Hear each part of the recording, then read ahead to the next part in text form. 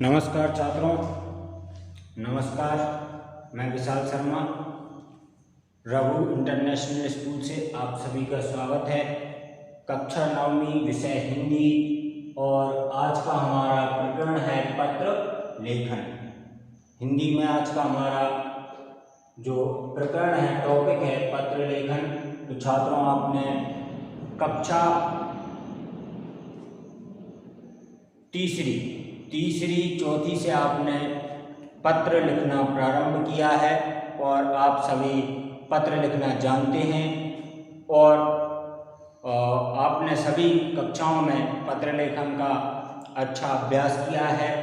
हमारे पत्रों में हमने लिखा हुआ अवकाश के लिए पत्र ना, और स्थानांतरण प्रार्थना पत्र, इसके बाद भाई की शादी में जाने के लिए प्रार्थना पत्र है ना, मित्र के लिए बधाई पत्र इत्यादि पत्र आपने लिखे हैं। तो छात्रों, ये संप्रेषण का, ये संदेश का एक महत्वपूर्ण जो है ये भाग है कि पत्र लेखन। पहले क्या होता था कि जब हमारे पास में मोबाइल फोन इत्यादि सुविधाएं नहीं थी, तब हम क्या करते थे, तब पत्र लिखकर हम अपनी बात कहते थे और पत्र के माध्यम से ही किसी दूर दराज से या फिर कोई रिश्तेदार से या फिर कहीं से भी जो हमारा कम्युनिकेशन संप्रेषण होता था वो पत्रों के माध्यम से ही हमारे पास में आदान प्रदान होता था। हमारे भावों का आदान प्रदान पत्रों के माध्यम से होता था। और वे पत्र सर्वप्रथम किसने प्रारंभ किए? कबूतर ने ले जाना प्रारंभ की। कबूतर ले जाता था और कबूतर ही लेके आता था। एक कबूतर जो है हमारे संप्रेषण का बहुत बड़ा जो है जरिया था पहले। इसके पश्चात तार बेतार ये चले, जिनके माध्यम से जो डाक सेवा प्रारंभ हुई और डाक सेवा के द्वारा हम अपने पत्राचार करते थे। कहीं पर पत्र लिख कर देना और कहीं से पत्र प्राप्त करना, यह हमारा संप्रेषण पहले होता था। अब हमारे पास में सब सुविधाएं हैं। हमारे पास में जो है हम फोन के माध्यम से, व्हाट्सएप के माध्यम से या फिर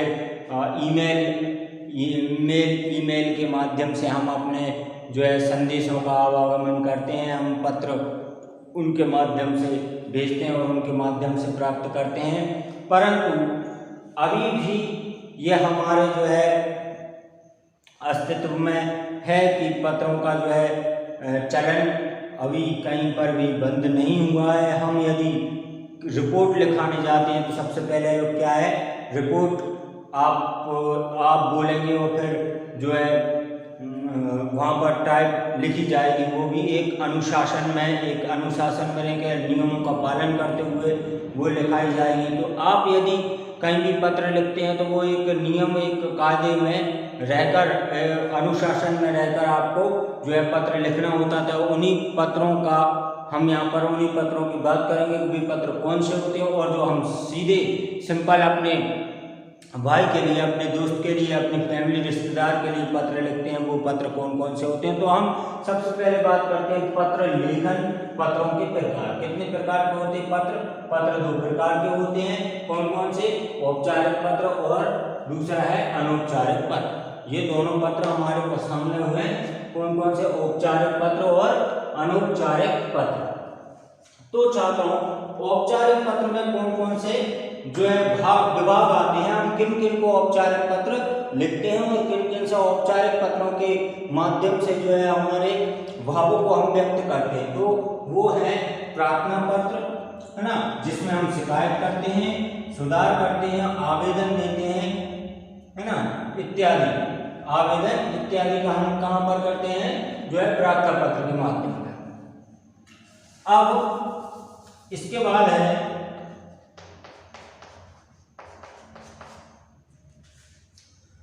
दूसरा है कार्यालयीय पत्र। तो कार्यालयीय पत्र मतलब कौन से पत्र हैं?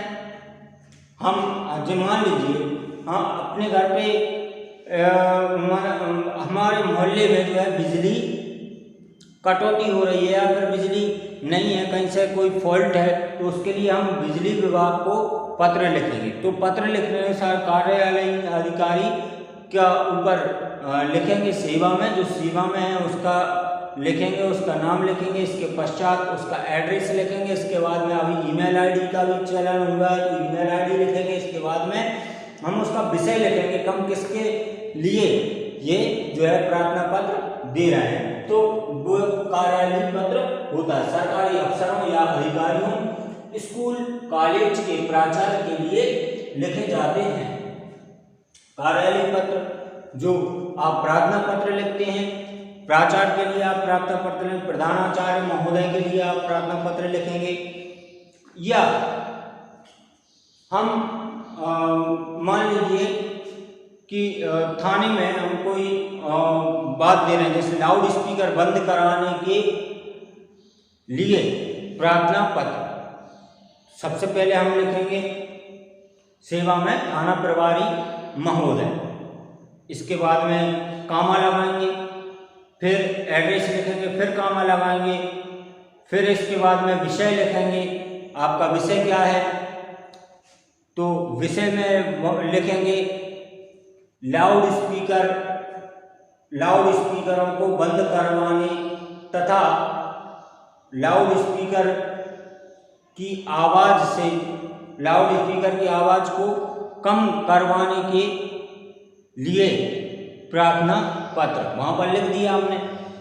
इसके बाद में महोदय, फिर कामा, फिर डिटेल में लिखेंगे कि हमें किस मैं कक्षा 10वीं का छात्र हूँ और मेरे जो है अगले 10 दिन बाद परीक्षाएं प्रारंभ होने जा रही हैं और मुझे मोहल्ले या पड़ोस से लाउड स्पीकर की अधिक आवाज़ के कारण मैं अपने अध्ययन में सतत अध्ययन नहीं कर पा रहा हूँ, कि मेरा महोदय से विनम्र आग्रह है कि लाउड स्पीकर की आवाज़ कम करवाएं या फिर इसका कुछ समाधान करवाएं, सर्व समाधान करवाने की कृपा करें।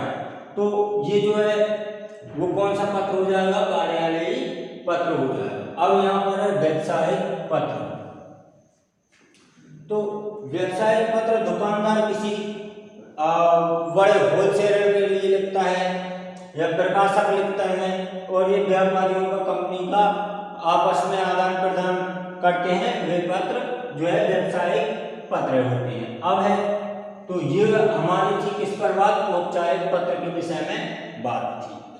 अभी औपचारिक पत्र के विषय में थोड़ी सी व्याकरणिक बात और मैं बताऊंगा कि ये पत्र जो है रूपरेखा कैसी होनी चाहिए, पत्र कैसे होना चाहिए, इसमें किस प्रकार से लिखना चाहिए, इनमें क्या किन बातों का ध्यान रखना चाहिए, ये बात हम बाद में बताएंगे। कि अनौपचारिक पत्र पर आते हैं। तो अनौपचारिक पत्र है हमारा, अनौपचारिक पत्र में कोई भी बाउंडेशन नहीं है, कोई भी नियम नहीं है। क्यों नहीं है? क्योंकि ये आपस में घरेलू मामला होता है, ये आपस में घरेलू बातें होती हैं। पत्र लिखने वाले से गहरा संबंध होता है। हम जिसको पत्र लिखते हैं वे हमारा कोई रिश्तेदार हो सकता है, कोई मित्र हो सकता है, कोई बंधु हो सकता है, कोई भी हमारा हितैषी हो सकता है, उसके लिए ये पत्र लिखते हैं। इसमें नियमों का पालन नहीं करना होता है। पत्रों को लिखते समय सरल भाषा का प्रयोग होता है। पत्रों को लिखते समय हम अपनी घर की भाषा, अपने मित्र, अपने बंधुओं की भाषा भी इसमें मिला सकते हैं। पहचान और इनके जो केंद्र कौन हो सकता है, हम पत्र किसको भेज सकते हैं, किसी से प्राप्त कर सकते हैं, तो इनका केंद्र होते हैं पहचान वाले, रिश्तेदार, मित्र, सहेली या फिर। और ये पत्र कौन से कहलाते हैं? ये पत्र घरेलू पत्र कहलाते हैं। ये पत्र जो है वे घरेलू पत्र कहलाते हैं। तो छात्रों अनौपचारिक की बात तो यही समाप्त हो जाती, क्योंकि इसमें ना कोई बाउंडेशन है, ना ही कोई नियम है और ना कोई व्याकरणिक बातों का ध्यान रखना होता है। अब हम बात कर रहे हैं औपचारिक पत्र की। तो औपचारिक पत्रों में हमारे नियम भी है, बाउंडेशन भी है और व्याकरणिक दृष्टि का भी हमें ध्यान रखना होता है और कई बातों का ध्यान रखना होता है। तो छात्रों इन सबको आप लिख लें, वीडियो को जूम पुश करें और पुश करने के बाद में आप इन्हें लिख सकते हैं। मैं मिटा रहा हूँ क्योंकि मुझे याद और भी लिखना है। तो हम यहाँ पर औपचारिक पत्र की ही अब बात कर रहे हैं। औपचारिक पत्र के नियम।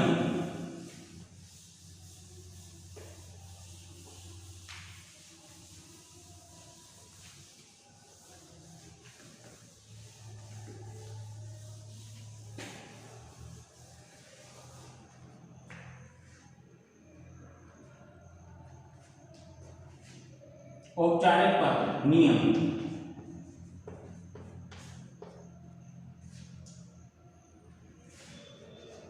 नंबर 1, पत्र की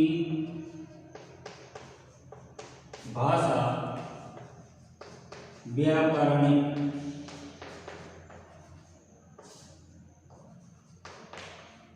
होना चाहिए।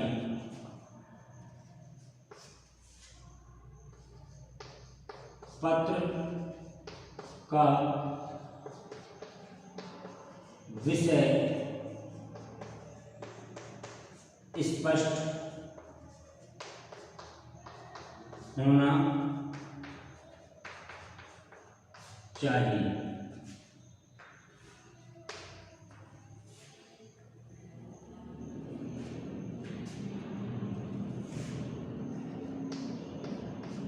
पत्र में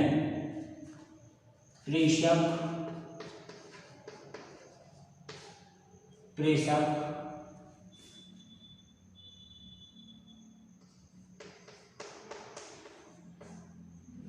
और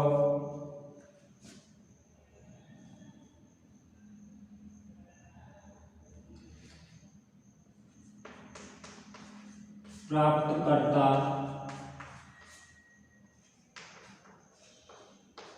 सुनिश्चित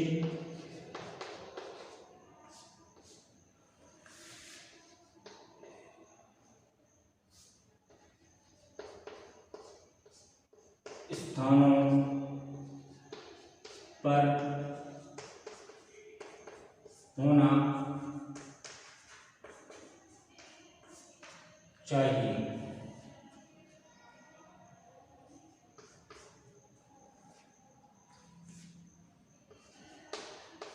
पत्र में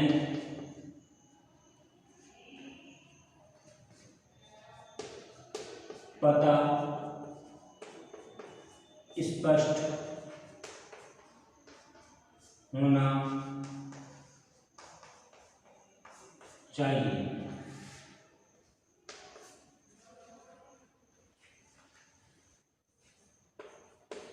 पत्र में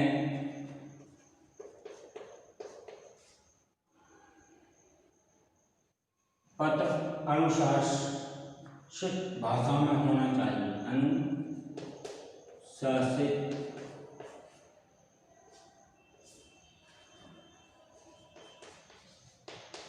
भाषा, पत्र में अनुशासित भाषा होना चाहिए।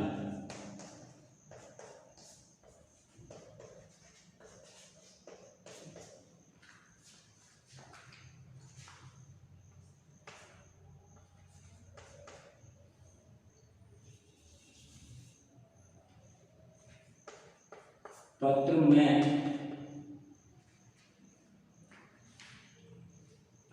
विराम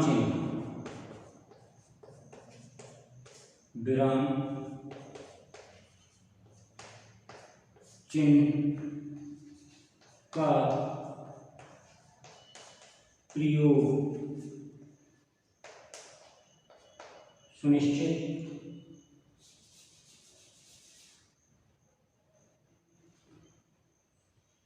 प्रयोग होना चाहिए।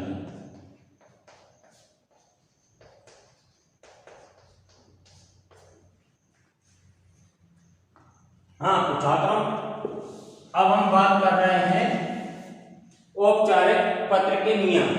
ये किसके नियम हैं? औपचारिक पत्र के नियम। नियम औपचारिक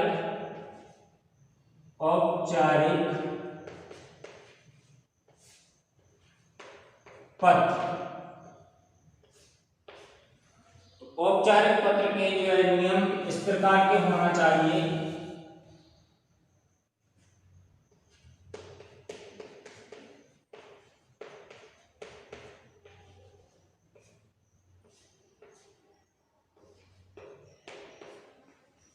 पहला नियम है इसका, पत्र की भाषा व्याकरणिक होना चाहिए।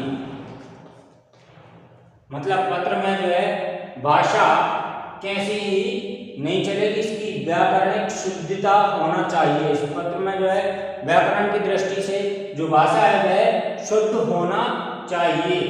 नंबर 2, पत्र का विषय स्पष्ट होना चाहिए। पत्र में हम जो विषय लिख रहे हैं ना वह विषय जो है सहज होना चाहिए और जो है वह छोटा होना चाहिए, अधिक बड़ा विषय नहीं होना चाहिए। उस जो विषय की विषय वस्तु है उसकी भाषा जो है वह कैसी होना चाहिए, संकुचित होना चाहिए।